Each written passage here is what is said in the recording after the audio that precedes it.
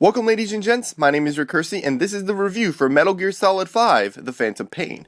This is a game that is not only great, but every layer adds to this masterfully crafted and immersive experience. Although not perfect, the positives far outweigh the negatives. The game takes place after the events of the precursor sorta demo downloadable game Ground Zeroes. Following the destruction of the first Mother Base, Big Boss falls into a coma lasting 9 years. Once he wakes up, he must rebuild his forces and take revenge against those responsible for the attack 9 years ago. This is where I felt the game stumbled a bit. Early on, the game introduces many characters such as the villain Skullface, the mysterious and silent assassin Quiet, and some old series favorites such as Miller. But I didn't feel like these characters got any development until the latter half of the game.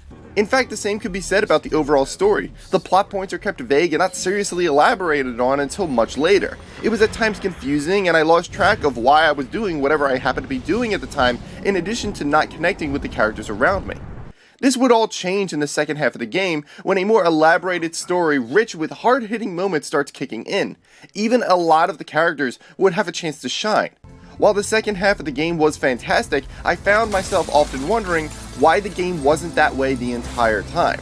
But I think the biggest issue in the story is actually how it ends, because it does just that. It just ends. Sure, the scenes that cue the closing credits are pretty impactful, but the game felt like it reached that point very suddenly, and also left some of the story arcs unfinished. As a matter of fact, the game itself, while great with what's there, feels very unfinished, and this bleeds over into the main mission list as well.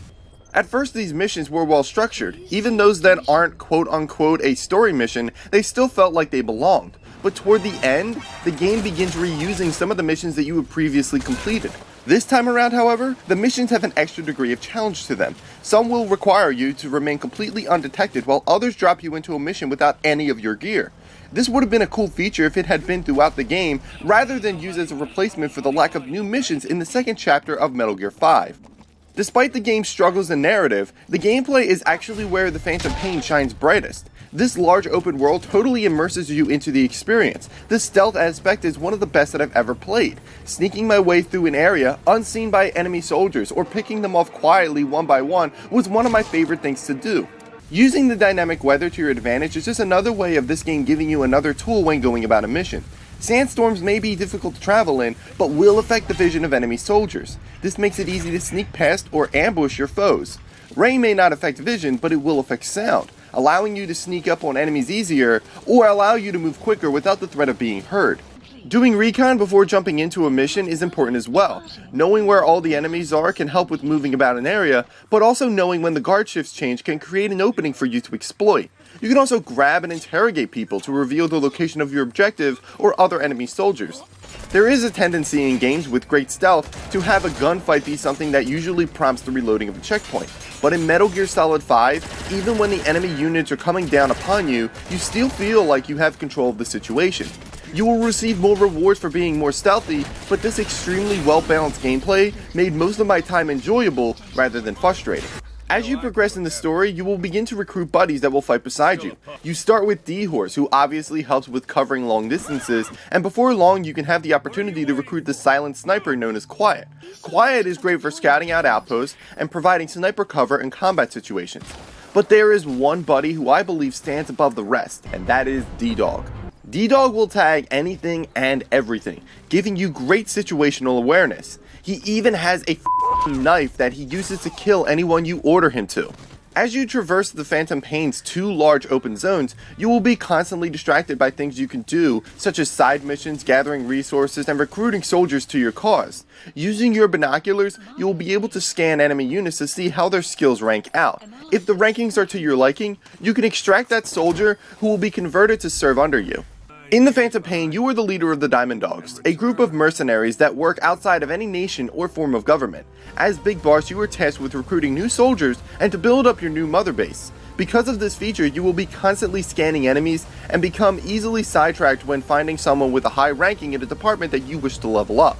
Let's say, for example, you want a specific gun that requires your R&D department to be level 24. If you discover a soldier with an A in R&D, you can bet that you will eventually be venturing in his direction. This adds a degree of role-playing to the Phantom Pain as you manage the different levels of your departments, flip-flopping staff members to increase the level of one department while sacrificing that of another, or maybe even firing those that rank too low according to your standards. There is also a combat unit that you can send out on missions similar to that of Assassin's Creed. These missions will take real time to complete, and if successful, will give you rewards. There is a degree of base building to the game. As you progress, you can build new platforms on Mother Base that will house different departments. You can even build upon them, giving more room to assign more staff members to a particular branch. Eventually, the game will allow you to build forward operating bases. These will add to your overall stats, but are also vulnerable to other players. In these FOB missions, you can infiltrate other players' bases to steal staff members and other materials. If you are spotted during this time, the enemy player can retaliate and infiltrate one of your bases, and the cycle continues. You can also manage the defenses. Having a high security detail will cost more money than, say, a moderate detail, but this will make it harder for enemy players to successfully infiltrate your FOB. In the end, Metal Gear Solid 5 The Phantom Pain has one of the strongest gameplay experiences ever. It has brilliant stealth and combat balancing along with great RPG elements with the managing of the Diamond Dogs. But the problems exist within the story as it struggles to stay relevant. It had flashes of brilliance, but the unfinished story arcs and sudden ending made the overall story disappointing and unsatisfying. This unfortunately holds the game back from being one of the greatest games ever made. This still shouldn't be a game you miss out on. From a gameplay standpoint, you were looking at one of the best ever created. It is nothing short of a masterpiece in that respect.